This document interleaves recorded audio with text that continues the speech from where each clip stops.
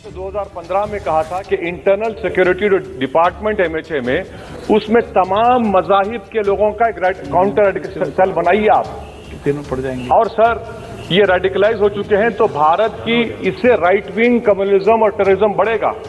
मैं आपसे अपील कर रहा हूं कि जो गलती एनडीए 1 में की थी आप वही करने जा रहे हैं। आपको नुकसान होगा, आपकी सरकार को नुकसान होगा, देश को तो देश की सालिमियत को खतरा तो पैदा हो रहा है। सर मैं आपके जरिए से सरकार को यह भी बताना चाहूंगा कि जिन लोगों ने ये रेडिकलाइजेशन किया है आप इस पर गौर करिए, इन पर यूएपीए क्यों नहीं लगाते आप? अगर कोई स्पीच देता है, अगर कोई फेसबुक पर किसी क्रिकेट मैच पर किसी टीम की तारीफ करता है तो यूएपीए लगता है। एक सिटिंग एमपी के ऊपर यूएपीए नहीं लगेगा सर, मैं सरकार पर छोड़ता हूं। सर चौथी बात यह है कि रेडिकलाइजेशन की जब बात होती है, हमने यहां पर एक कांग्रेस के बड़े नेता से सुना कि 2 भारत हैं दौलत के एतबार से। नहीं सर, भारत की दौलत मोहब्बत है, भारत की दौलत पैसों की दौलत नहीं है, भारत की दौलत मोहब्बत है। हां 2 भारत हैं, एक मोहब्बत पर जो पिछले कई वर्षों से आबाद है और एक नफरत पर भारत बन रहा है। तो क्या आप दौलत की भारत की मिसाल देंगे या मोहब्बत की भारत की मिसाल देंगे? अगर मोहब्बत की भारत की मिसाल देंगे तो उसमें आपको मेरी जबान को रोकने के लिए गोली चलाने की जरूरत नहीं है। इस 2 भारत को समझने की जरूरत है। सर खत्म, सर मुझे खत्म, सर सुनिए सर, मैंने करीब से 6 फीट से गोलियां देखी, मुझे बोलने दीजिए सर। हो सकता है कि कल दिन ना देखूं मैं, अगर मैं यहां पर नहीं बोलूंगा तो कहां बोलूंगा सर? आप मुझे प्लीज बोलने दीजिए। सर मैं आपसे गुजारिश ये करना चाहूंगा कि आप हरिद्वार में, रायपुर में और इलाहाबाद प्रयागराज में मेरे बारे में क्या कहा कि आपके नाईबी की रिपोर्ट है ना, आप क्यों छुपा रहे उसको? देखिए मैं मौत से नहीं डरने वाला हूं, हम सबको जाना है इस दुनिया से, बल्कि मैंने कह दिया कि मैं इस वतन में पैदा हुआ, मेरी मां की कोख से तो जमीन पर लिटाया गया।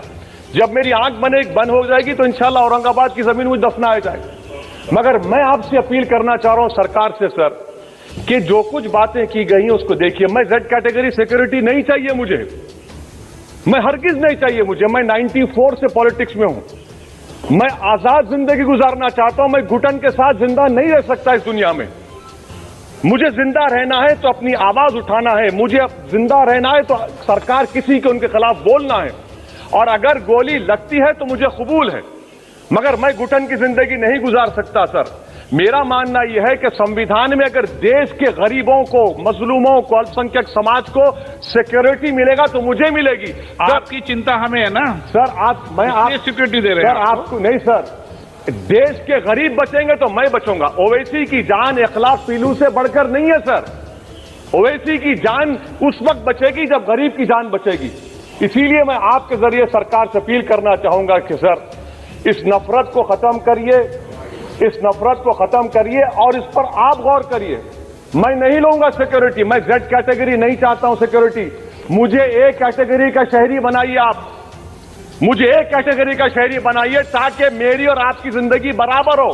जब देश के प्रधानमंत्री पर सिक्योरिटी ब्रीच हुआ, अपोजिशन की तरफ से मैंने कहा था कि गलत हुआ, सब सेकुलर पार्टी के लोगों ने कहा कि ओवैसी तुम क्यों बोले? मैंने कहा नहीं, देश का प्रधानमंत्री मेरा है, सिक्योरिटी ब्रीच हुई तो एक्शन लेना चाहिए। मगर 4 मरतबा के एमपी पर कोई 6 फीट के फासले से 4 गोली चलाता है। मुझे मौत है, हम सबकी मौत है, मगर मैं इन गोली चलाने वालों से डर कर खामोश नहीं बैठने वाला हूं। और मैं दुआ करता हूं कि उत्तर प्रदेश में पुरअमन पोलिंग होगी इंशाअल्लाह। उत्तर प्रदेश की जनता गोली चलाने वालों का जवाब बैलेट से देगी, नफरत का जवाब मोहब्बत से देगी और कमजोरों को दबाने का जवाब हिस्सेदारी से देगी। मेरी आपसे गुजारिश है सर कि मुझे जेड कैटेगरी नहीं चाहिए, मैं रिजेक्ट करता हूं। आप इंसाफ करिए सर, उस पर यूएपीए लगाइए। और इनके दिमाग कौन है? 2 लोग रेकी करते हैं, उनको मालूम कि मैं मीरठ की ठोर से आ रहा हूं उस टोल गेट पर, और 6 फीट के फासले पर गोली चलाते हैं। तो आप देख लीजिए सर, आप सरकार के हवाले, अगर आप इंसाफ करना चाहे आप इंसाफ कर सकते, मगर रेडिकलाइजेशन आपको नुकसान पहुंचाएगा और इससे राइट विंग टेररिज्म बढ़ेगा। शुक्रिया सर।